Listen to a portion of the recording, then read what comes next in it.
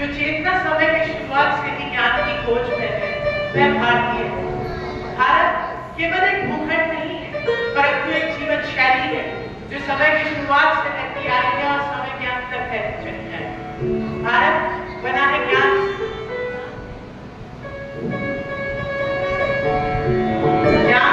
मिलता है सत्य से, और सत्य उजागर होता है शास्त्रार्थ से। भारत जैसी भूमि जहाँ विचारों और विवादों का एक लंबा प्रचलन रहा है, वहाँ आज हम देखने वाले हैं पाठ्य भूमि पर जन्म लेने वाली उच्चतम चेतनाओं के विचारों का संगम। तो चलिए शुरू करते हैं ऋषि अगस्त्य से, जो ज्ञान की ज्योति को उत्तर से दक्षिण तक ले गए।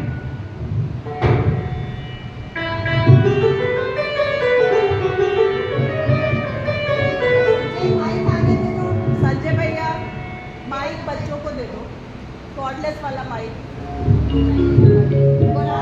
प्रणाम ऋषिगण। मैंने देखा कि ज्ञान तब तक अधूरा है जब तक मैं सब तक ना पहुंचे। मैं वेदों को लेकर दक्षिण भारत गया ताकि हर कोना रोशन हो जाए। चाणक्य जी, आपने ज्ञान को शक्ति में कैसे बदला? जब भारत कमजोर हो रहा था तो मैंने चंद्रगुप्त को शिक्षा दी ताकि नीति के बल पर नया राष्ट्र बने। लेकिन भारत की असली ताकत तभी निकलती है जब नारी भी साथ चले। ऐसे आपने भी हमारे तक असर जानना चाहा था, है ना? प्रणाम ऋषिगण। मैंने जाना कि अमरता धन से नहीं, आत्मा के ज्ञान से मिलती है। भारत की आत्मा भी अमर है अगर हम उसे समझें। खासकर आचार्य जी, आपने दारों और मैंने देखा कि ब्राह्मण गणित के नियम से चलते हैं।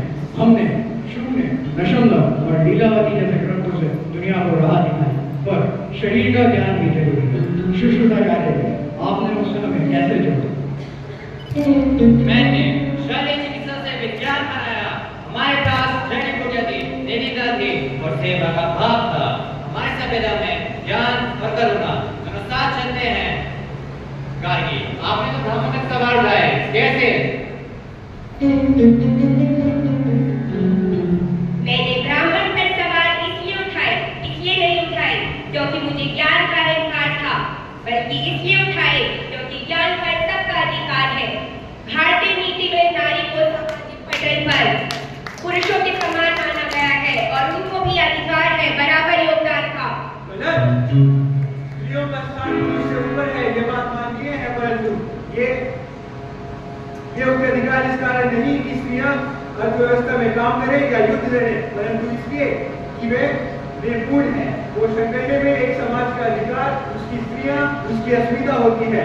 एक सभ्य समाज में उसकी स्त्रियों से कार्य नहीं कराता। परंतु आचार्य, क्या ये दोहरा विशाप नहीं होगा? एक और स्त्री को सामाजिक आधार बताना और दूसरी ओर उसे रोकना, क्या यही है सभ्य समाज की पहचान? एक सभ्य समाज की पहचान उसका दोहरापन नहीं, परंतु गरिमा होती है। स्त्री आदि शक्ति है और जब तक एक समाज में पुरुष कार्यरत रहेंगे, तब तक उस समाज में स्त्रियों का कार्य करना उस समाज पर काला धब्बा है। आप दोनों के विचार सार्थक हैं। स्त्री और पुरुष सामान्य है।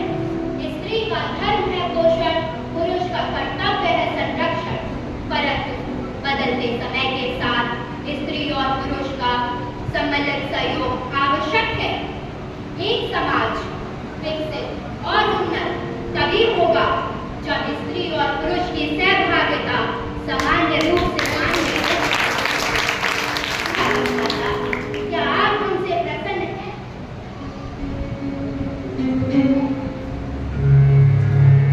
मेरे बच्चों, मैं भारत माता की पूर्ण भूमि की जननी, मेरी गोद में हिमालय की ऊंचाई है, मेरे आंचल में बहती है गंगा और यमुना की पावन धाराएं। मैंने देखा है बलिदान सुभाष का, आजाद का, रानी लक्ष्मीबाई का। मैं माटी नहीं, मैं हूँ तुम्हारी संस्कृति, आत्मा और पहचान। जब भी तुम देश के लिए कुछ करोगे, मैं तुम्हारा हर कदम पे साथ दूंगी। मुझे पूजा की नहीं, मुझे तुम्हारे साथ की जरूरत है मेरे बच्चों। मैं जगत के देश करूंगा जो राष्ट्र के लिए दिए।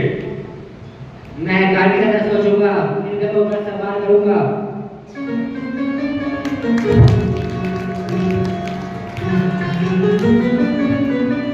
पराजित राष्ट्र तब तक पराजित नहीं होता जब तक वो अपनी संस्कृति और अस्मिता को आधार बनाए रखता है। 5000 वर्षों की संस्कृति 500 वर्षों की परितंत्रता से खत्म नहीं हो जाती। ये हमारा प्रयास है, भारत के दीपक को जलाए रखना, क्योंकि जब तक ये दीपक चलता रहेगा, ज्ञान की लौ इस संसार को उजागर करती रहेगी। तो चलिए देखते हैं हमारा अगला प्रयास।